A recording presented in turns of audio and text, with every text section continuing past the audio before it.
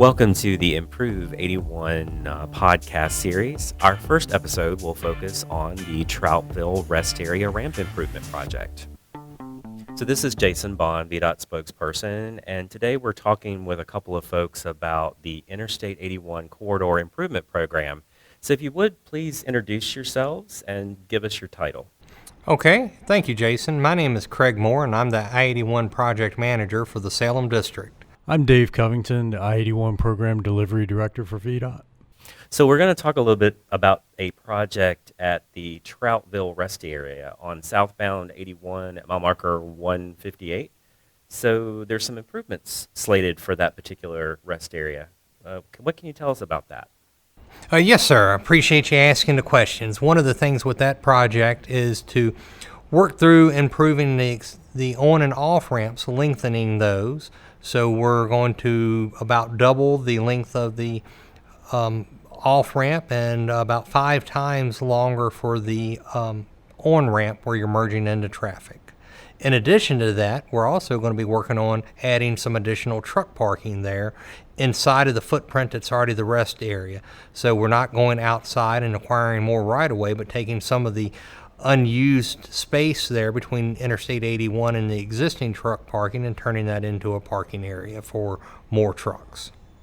And this really is about improving safety along the Interstate 81 corridor. So Dave, can you tell me a little bit about how this project in particular improves safety? Yeah, our core focus is on safety and reliability. And when I say reliability, I'm really talking about congestion and incidents. So extending the entrance and exit to and from the rest area will improve both safety and reliability because it provides more decision time for drivers. If you envision yourself driving south on Interstate 81, kids are in the back, might need a break. Here's a rest area. I need to make a decision. So it provides you more time to make that decision. And once you make that decision and you're driving on the entrance, you have more time to slow down before you're actually in the rest area. Right now, it's a pretty short distance. People tend to be coming into the actual parking area for the rest area a little more quickly than they should. On the other side, on the exit, the acceleration length or the amount of area that we have to get up to interstate speed is extremely short right now. And so it's challenging. You have to understand this and really get on the throttle, so to speak, to get up to speed to merge into traffic. And it can be a scary thing to do with that many trucks. So as Craig mentioned, extending that exit from the rest area by 5 times, or I think somewhere in the ballpark of 2,500 feet, will provide a lot more room for people to accelerate, get up to 60, 65 miles an hour before they try to merge into traffic, which I think will be a lot more comfortable for drivers. Now, Craig, this project is scheduled for when to start, and how much is it going to cost? Yes, Jason, so that project is scheduled to begin construction in the spring of 2022 and would finish later that year. At the end of that year, would expect to wrap up construction.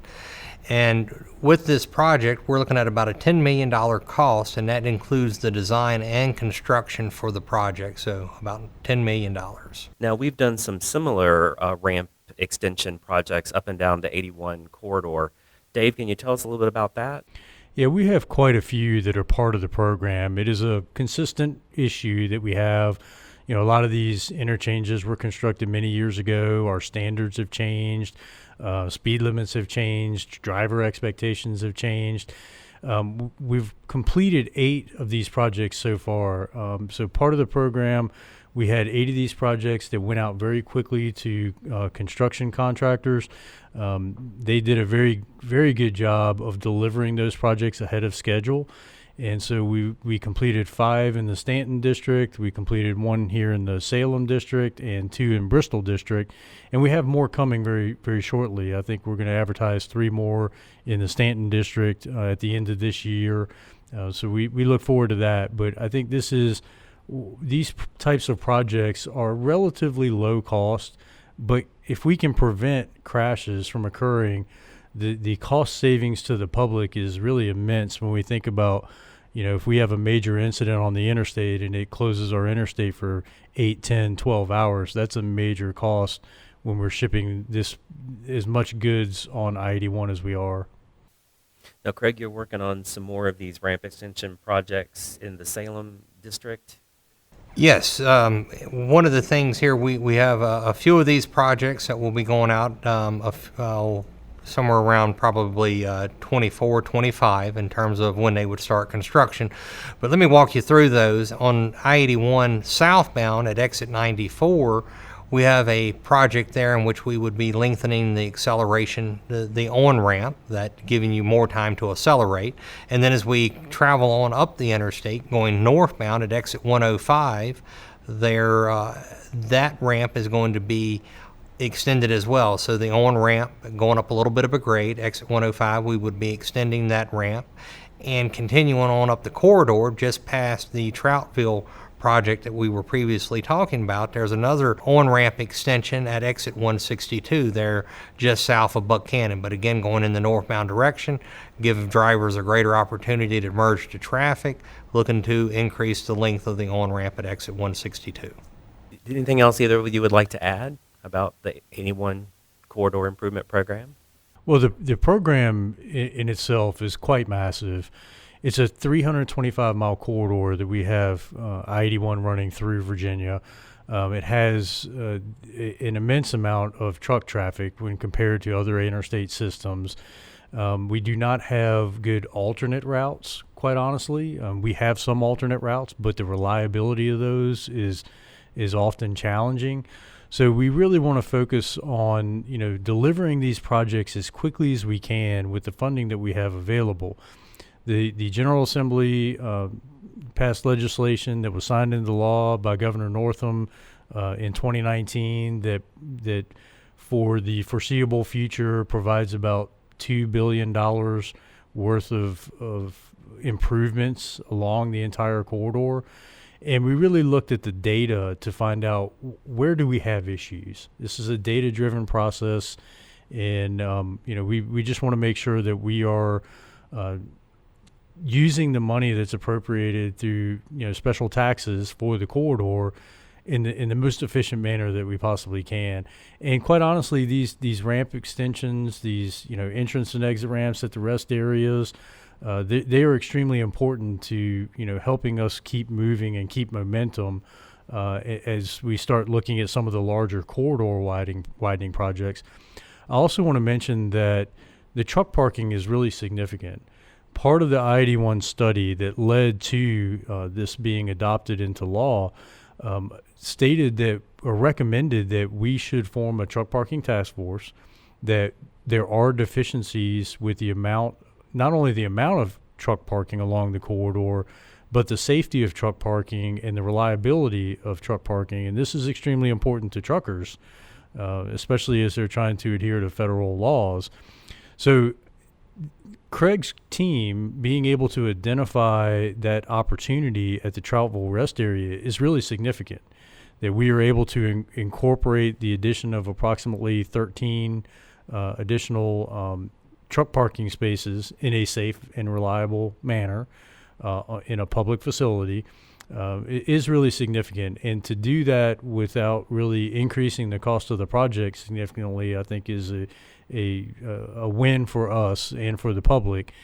And quite honestly, it will serve as a model for the entire corridor as we have formed a truck parking task force. And part of our discussion is looking at these opportunities with the rest areas as well as other facilities. Now, Craig, you did mention that there was additional truck parking being added at the rest area. I think the design team was able to look at an alternative way to add that parking. Can you explain a little bit about that? Yes. The focus originally was looking at lengthening the on-ramp and the off-ramp there. And so the design team looked at ways to minimize the impact when adding those lanes. And one of the things we've done is we've modified the shoulders that we're using through there to minimize getting into additional earthwork. And so being able to take that savings from not needing to do additional earthwork or buy right-of-way or easements, we're able to take that money and then turn that and put that back into the project to create some additional truck parking spaces, again, in that area that already exists within the rest area, trying to make more efficient use of that space that's there. So you mentioned that the shoulders along this section of 81 at the rest area would be a little bit more narrow. And when you think that, drivers would think, well, how was a narrow shoulder a good thing? So, Craig, can you tell me a little bit about the decision behind the narrow shoulders?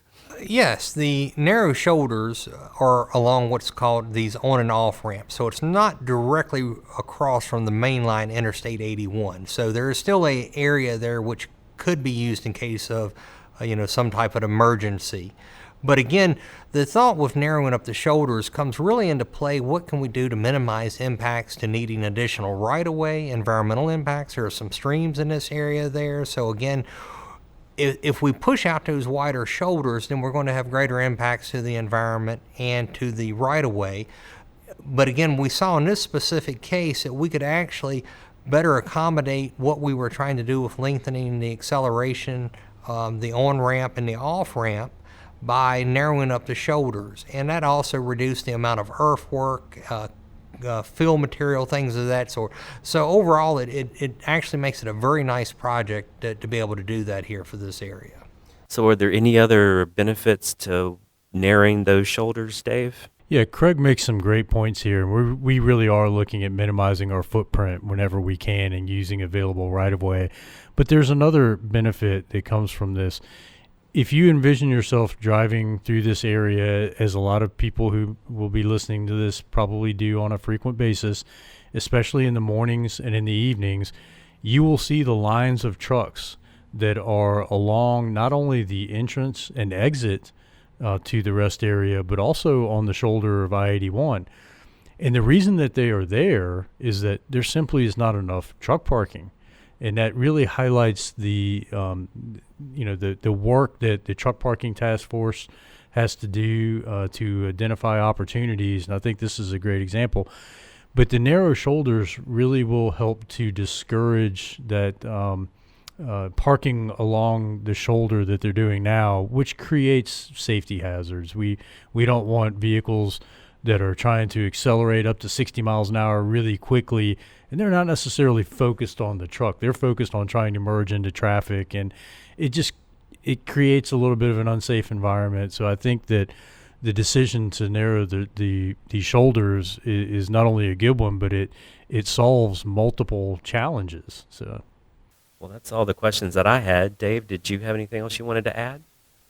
I don't believe so. I mean, we are excited to move this project forward. As Craig mentioned previously, that we're looking at 2022 to go to construction, early 2022, and constructing this project in one season with the help of a good contractor, and really looking to build on our successes. I think this project will be unique and will be a success, and we'll be able to really launch from there as we move into some of our more corridor widening and truck climbing lane type projects. So we're extremely excited about this project.